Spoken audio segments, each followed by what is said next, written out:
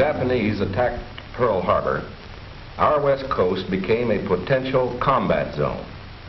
Living in that zone were more than 100,000 persons of Japanese ancestry, 2/3 of them American citizens, 1/3 aliens. We knew that some among them were potentially dangerous. Most were loyal.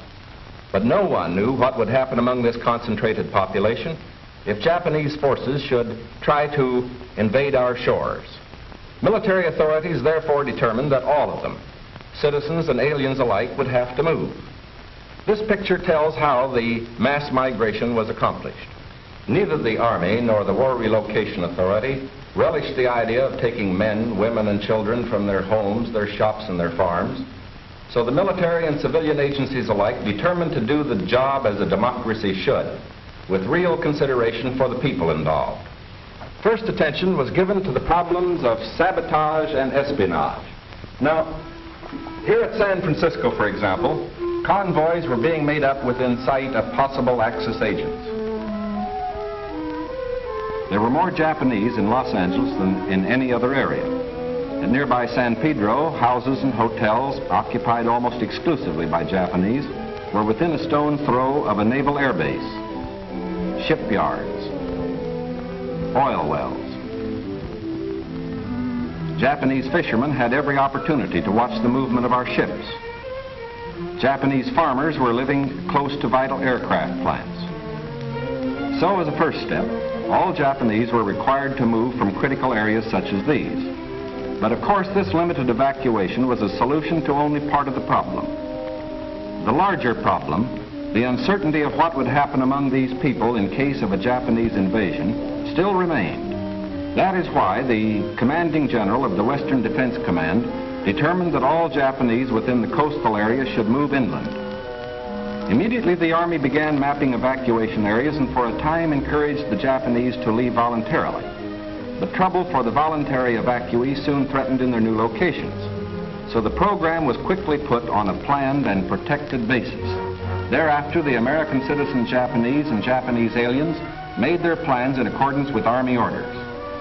Notices were posted. All persons of Japanese descent were required to register.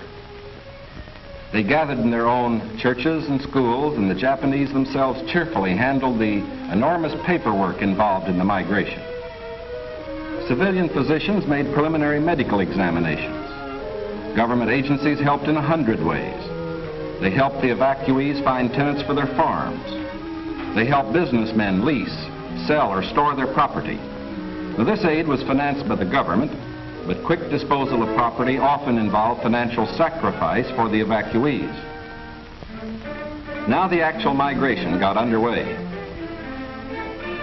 The Army provided fleets of vans to transport household belongings and buses to move the people to assembly centers. The evacuees cooperated wholeheartedly. The many loyal among them felt that this was a sacrifice they could make in behalf of America's war effort. In small towns as well as large, up and down the coast, the moving continued.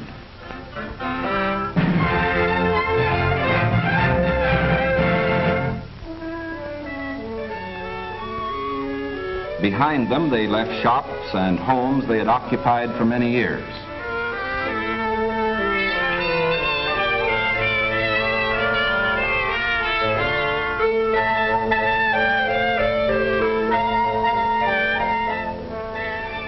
Their fishing fleets were impounded and left under guard. Now they were taken to racetracks and fairgrounds where the Army almost overnight had built assembly centers. They lived here until new pioneer communities could be completed on federally owned lands in the interior. Santa Anita Racetrack, for example, suddenly became a community of about 17,000 persons. The Army provided housing and plenty of healthful, nourishing food for all. The residents of the new community set about developing a way of life as nearly normal as possible. They held church services, Protestant, Catholic, and Buddhist. They issued their own newspaper, organized nursery schools, and some made camouflage nets for the United States Army. Meanwhile, in Arizona, Utah, Colorado, Wyoming, and elsewhere, quarters were being built where they would have an opportunity to work and more space in which to live. When word came that these new homes were ready, the final movement began.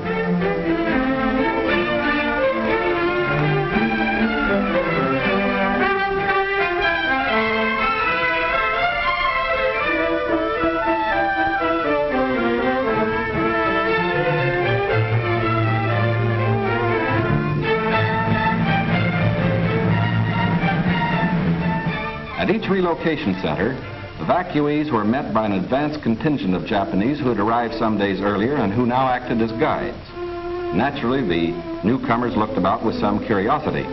They were in a new area, on land that was raw, untamed, but full of opportunity.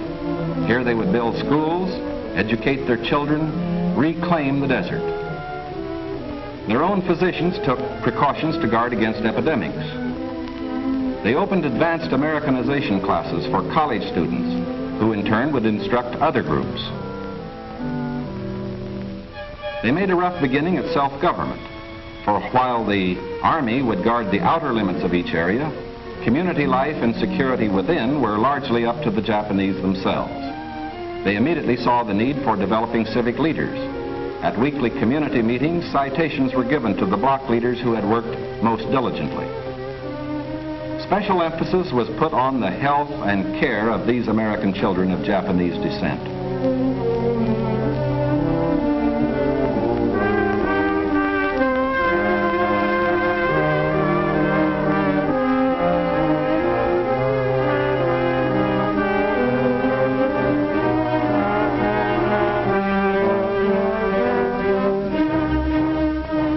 Their parents, most of whom are American citizens, and their grandparents, who are aliens, immediately wanted to go to work.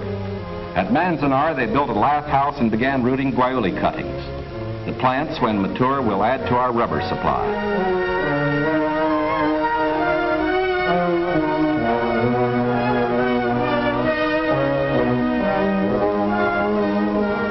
At Parker, they undertook the irrigation of fertile desert lands. Meanwhile, in areas away from the coast and under appropriate safeguards, many were permitted to enter private employment, particularly to work in sugar beet fields where labor was badly needed.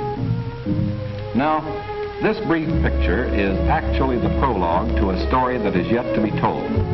The full story will begin to unfold when the raw lands of the desert turn green, when all adult hands are at productive work on public lands or in private employment.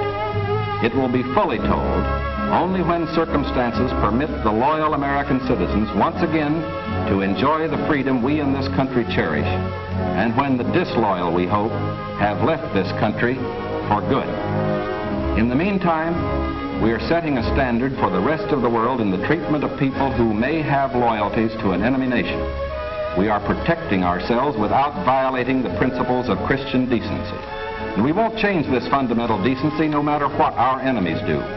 But of course, we hope most earnestly that our example will influence the Axis powers in their treatment of Americans who fall into their hands.